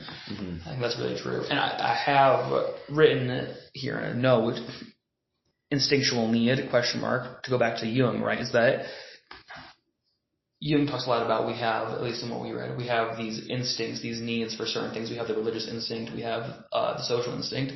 And this need for theories, I wonder if that would fit into Jung's theory of instincts or the instinctual needs, right? Is that if, like I think he said last time, Popper says that all of our observations are theory-laden, right? You can't make an observation without a theory. And in that sense, it would make sense to say that we do have an instinctual need for a theory, right? Because in order to make an observation about the world, we need some theory to back it up. But if you get too attached, if you are indoctrinated, indoctrination would be maybe you would call it the implicit acceptance of a theory without question, right? And so once you have that need fulfilled, that theory, once you have the need for a theory fulfilled by this theory, right? All of a sudden, all your observations are accounted for, right? Everything makes sense in a way, right? So the Marxists, they see the world in this way, this theory that's been given to them, and everything now makes sense, right? This explains everything. And so if someone challenges that, it's just, well, no, you're just bourgeois. You know, you don't actually understand the way the world works because this person never actually questioned it. Yeah, and Popper's criticism is, well, if your theory can explain everything, not just like everything that exists, but everything that could possibly exist, then it's a bad theory. Then it's completely meaningless. Like Freud's, like any psychological issue you could have. It's all sexual. Oh, that's you were touched as a kid. Yeah, right. It's all if you can explain everything by that. If there's no, and comes back to very Popperian, the falsifiability of a theory. Mm-hmm. If there's no possible way to falsify your theory, it's a bad theory. There should be some. I agree with that. Yeah, I mean, I think it's even analogous to what Senior says. Like, I agree. If Christianity is just the best way to live, even if it's not true, then what's the point? It's right. It's the risk of certainty. Yeah. Like, what have you risked? If at the end of your life it turns out to be untrue, what have you actually ventured? Right? Nothing ventured, nothing gained. And I think, that reminds me of the brothers Karamazov, right? It's like, Ivan totally takes apart Christianity. He destroys it. It's disproven, right? And that's, again, like back to what we were talking about earlier, that's why we have faith, right? Because we're never going to have certainty, right? And even though Catholicism and like Alyosha, who's like some sort of Catholic, right? He's Catholic, he has all or he's Christian, Orthodox, he has all the tenets, the beliefs, right? But he's taken apart. He loses the argument, and there's no, like, he can't play the Freud card, where it's, well, no, you're just saying that because you're possessed by Satan. He doesn't say that. He loses the argument, right? And because Ivan's like a little bit possessed by Satan. Yeah, right. Exactly. Yeah. But I agree that if any argument, like if you were to say to me, pose an argument against Catholicism, and I would say, well, you're saying that because, you're possessed by Satan. That's ridiculous, right? I clearly have no ground or stake or actual belief in what I believe, right? Or the very least, there's no risk of certainty there. There's no nuance there. There's no Yeah, And it's like you're scared that if you open your belief up to criticism, I think it's better. Right? Yeah. The exact opposite of that is like, well, I'll talk to anybody. Yeah, there's a radical fear in refuting someone's argument with just your own argument, just repurposed to attack them. Right? Yeah. If you're not willing to enter into discussion, maybe you don't actually. Maybe it goes back to young. Maybe you don't actually believe what you believe. Right? Yeah. So I don't know if you want to get into this. It's kind of I don't know what the main point of it was, but so Popper talks about how there's this idea about the progression of science, that science, like most of science, is like normal science, we'll call it, and that's just scientists like making like banal discoveries and like fleshing the theory out, getting like the 8th decimal place approximation of the electron's charge and whatnot. And Popper, and then every once in a while there's a huge like new scientific framework that someone comes up with, like for example, a revolution. Yeah, like when Newton came up with the Principia Mathematica, it completely revolutionized science from like the Galilean and Aristotelian idea of physics. And then between Newton and Einstein, let's say, everything was kind of normal. People were just, redoing Newton, like doing Newton a little bit more thoroughly. And then Einstein comes along and it's a whole new framework that they work under. Right. But when there is a new framework, you've got to bring up people in that framework, otherwise they won't understand it, etc. And Popper goes, this is ridiculous. This is not how science actually I was going to say, this sounds Snobberian. Yeah, so, and I think his point with it, well, like, science actually progresses by, there aren't different frameworks at different times in science. Science would completely stop if all scientists were in the same framework. The only way science progresses is by two scientists putting forward two different frameworks and then having them compete in the scientific. It's the idea of the dominant theory. Exactly. Yeah. So you'll have like the top dog, the alpha whatever theory, and that's gonna be the guy leading the charge, as it were. But in the meantime, you have still tons of competing theories, right? And if one of them can rise up and explain whatever it is better, that becomes the new dominant theory. And each individual, and it's not even like, so we use general relativity as our primary large scale physics theory, but there are also sub theories underneath general relativity, where it's we've got two different theories that both are extensions of general relativity, and we have to find out which one's false. Even around stuff like black holes, it's well, are they is Hawking radiation a way that they preserve information, or do they destroy information? We've got two theories that are consistent with general relativity and disagree with each other. Right. It's not like they're both, you could say they're both under the framework of general, but they are two different frameworks. And you need that disagreement for science. Right. Science isn't about computing the electron more. It's, yeah. So he would then, we read in one of my psychology classes this, I think his name is James Caan, but his big thing was that the progression of science, especially in psychology, is all about paradigm shifts. Right. So you'll have people love that. Yeah, right. Yeah. You'll have talks about that. Yeah, you'll have a paradigm, and in this paradigm, the Earth is the center of the universe, right? And through this paradigm, we see the world a certain way. But then a new paradigm comes along, which says actually the sun is the center of the universe, and that replaces the existing paradigm, and then we go with that one. And then the whole progression of science is just the existing paradigm, which gives us a way of viewing the world, and we're going to keep seeing things a certain way until a new paradigm comes along and displaces that one, which kind of made me think about that. Yeah, that's exactly what Popper's arguing against. I know, yeah. I think he even mentioned a guy called Thomas Kuhn. Kuhn, yes. Which made me think of James Caan. Was that same person? Because they have the exact same idea, which is maybe whatever. Actually, I said Kant. I don't even think I was talking about Kant. I was thinking. Thomas Kuhn. He mentioned Thomas Kuhn. I immediately thought, wait, James Caan? So they have the same idea, which he disagrees with. But the idea is that it's all about paradigm shifts, right? It's like the world. I mean, Kant is kind of, he even goes so far as to say it, because he's kind of a phenomenologist. He even goes so far as to say that when we had the existing paradigm of the sun being, or the Earth being the center of the universe, the Earth was the center of the universe. Yeah, like it that actually was, because that was the paradigm. And it's not until the new paradigm of the sun being in the center of the universe comes around that the sun actually is the center of the universe. So it's very weird, phenomenological, we kind of determine reality, and also there's only one existing paradigm. So I definitely agree with Popper over Kant on that one, and also Kuhn. Anyway, alright, so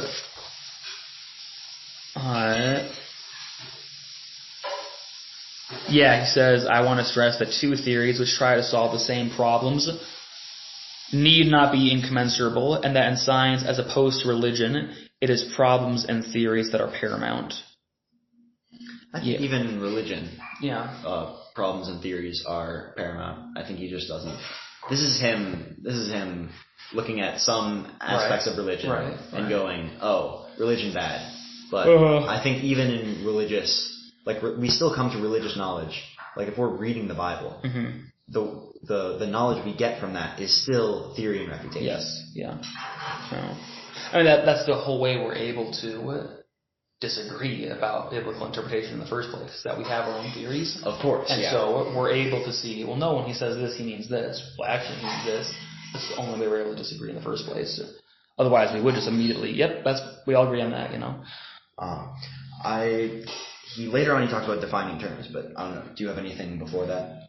Well, I have a note right here. He has the proponents of the myth of the framework distinguish sharply between rational periods of science conducted within a framework and periods of crisis and revolution, which can be described as the almost irrational leap from one framework to another. That's the Kuhn. Exactly, yeah, just remind me of that.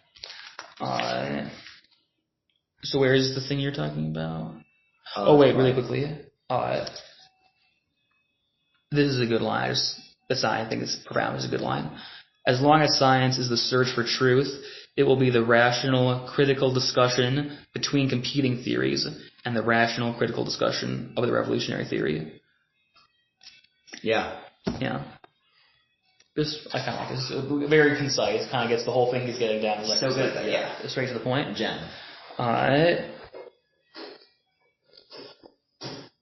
Oh wait, this is also kind of a funny thing that I laughed at. LOL. Yeah, this is funny.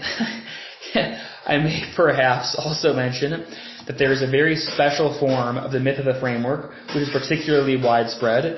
It is the view that before a discussion we should agree on our vocabulary, perhaps by defining our terms. That made me laugh, because it's like, it just drives me crazy when people are like, well, let's define our terms. Like, no, I think we actually know what we're talking about. Yeah. But yeah, go ahead. Yeah, and like every once in a while we do have to define a term. Right. Popper goes, well, just to clarify, this is what I mean by framework. Right.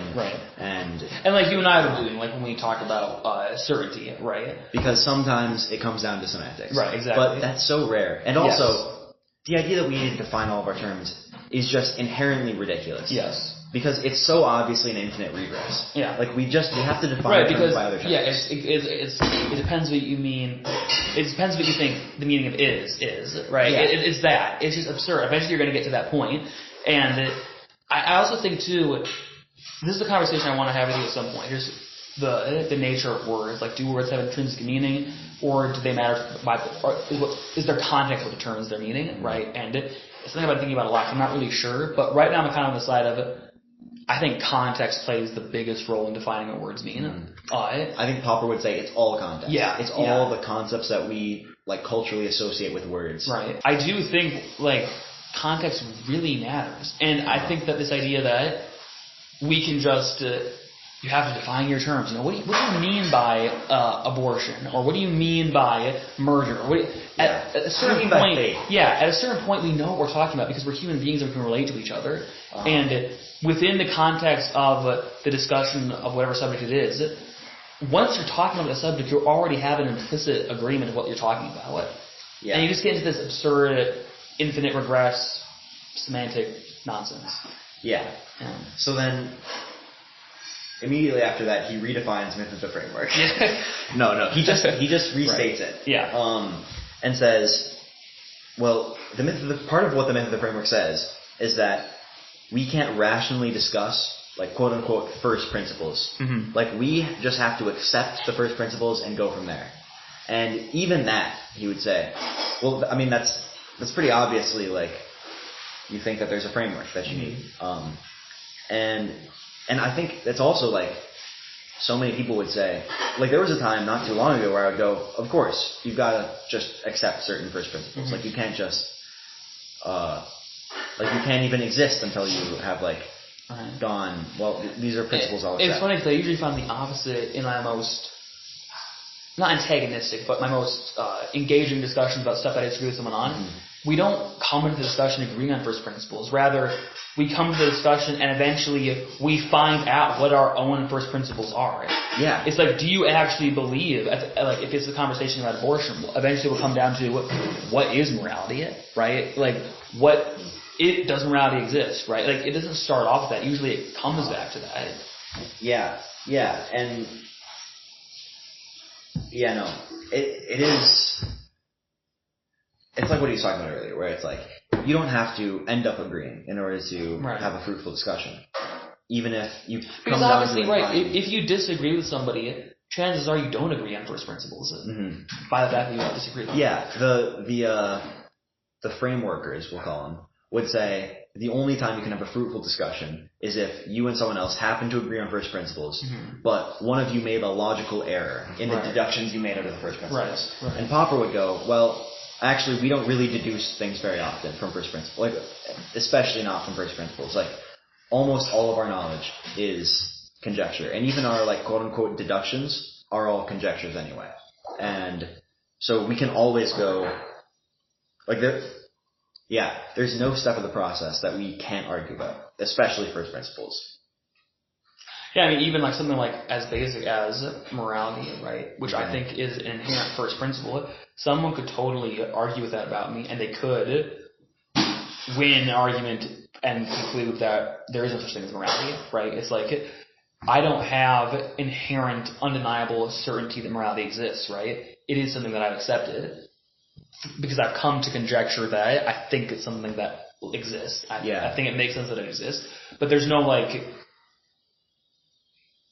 undeniable proof of it. Mm-hmm. Are you familiar with Arrow's no-go theorem? Mm-hmm. So it's a theorem where he takes a bunch of, or just like maybe 3 to 5 phrases, or like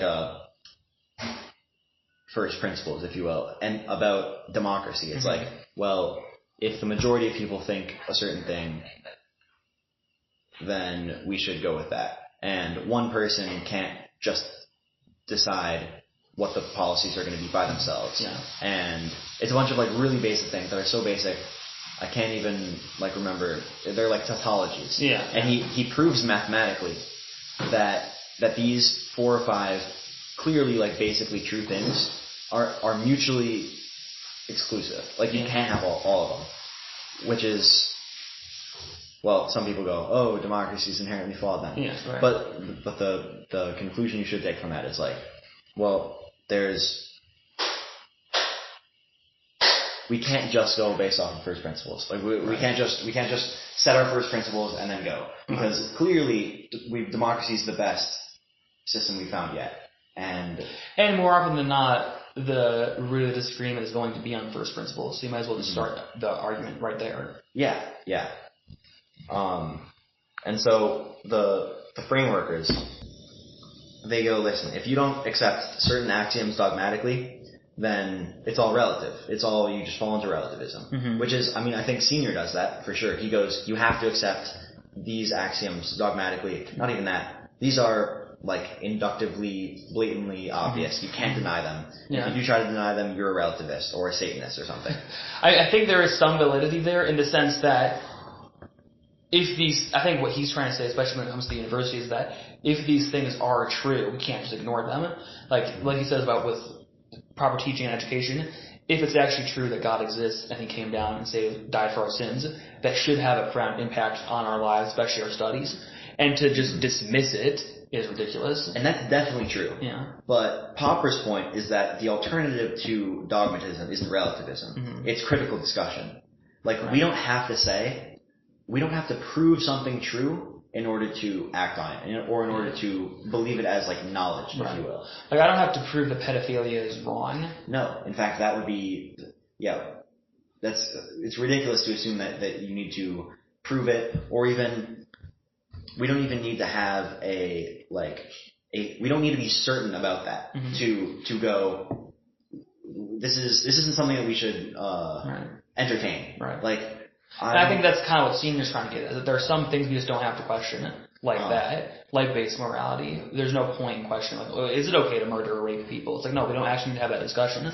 Yeah, we can go, like, what are the consequences of believing this versus believing that? And maybe if we say, maybe a little murder is okay, society's just going to fall apart. Right. And that's what we're seeing these days, with abortion being okay and society collapsing. Exactly. Do you have anything else?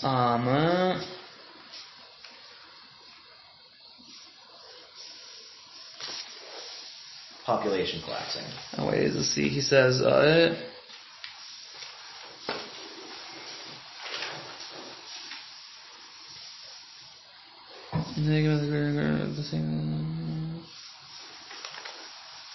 yeah, like you just said, the correct method of critical discussion starts from the question, what are the consequences of our thesis, of our own theory? Are they acceptable to us? To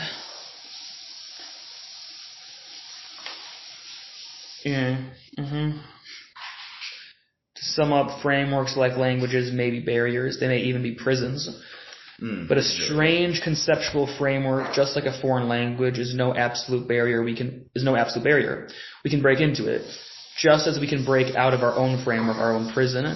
And just as breaking through a language barrier is difficult, but very much worth our while, and likely to repay our efforts, not only by widening our intellectual horizon, but also by offering us much enjoyment, so it is with breaking through the barrier of a framework. A breakthrough of this kind is a discovery for us. It has often led to a breakthrough in science, and it may do so again. Beautiful. Yeah, I definitely agree. I think the myth of the framework is in fact a myth. And again, first reading it, immediately what I thought was, that's absurd. You need to have some common framework. But as soon as he said, I don't mean what it is to be human or to enter into discussion, I just mean framework as we need to have agreement on first principles. Of course, after reading the whole thing, it's like, yeah, he's right. We don't actually need that. Yeah. Yeah, and I feel like he said this in the last one maybe, but that, like, we all need frameworks in order to see the world. Like, observations are theory related. Right. But by culture clashing, by critically comparing two different frameworks, we can break out of this, like, prison of the framework into a slightly bigger prison. Right. And there's no end to how big the prison can get. Right. It's not like we as humans can only get so close to the truth. Like, we can get arbitrarily close to whatever the truth happens to be. It's the asymptote. It's asymptotic. Or, as Popper might say, exponential. Or maybe both. Or maybe even both. That's not possible. And he's a little, little math humor there. He's definitely 100% right that even though they might be difficult, the most fruitful discussions are the ones where the two frameworks are the most different. And that's definitely been my experience. It's the discussions I have that are the most entertaining and the most fruitful and the most engaging are the ones in which there is some sort of vehement disagreement. Because if you actually are willing to listen and willing to learn, of course you're going to want to have conversations with people who disagree with you. You're not just want to talk with, Bill and Mary who agree with you on everything. That's boring. Yes, Catholics. We all agree with everything. Yeah, sure. Why not? Yep. Well, folks, this has been Facts with Max and Smiles with Miles. Thank you for tuning in. Please subscribe, and if you'd like to support the show, please visit our sponsors in the show notes and in the description. Thank you, and remember, keep it poppin' with Popper. Thank you. Peace out.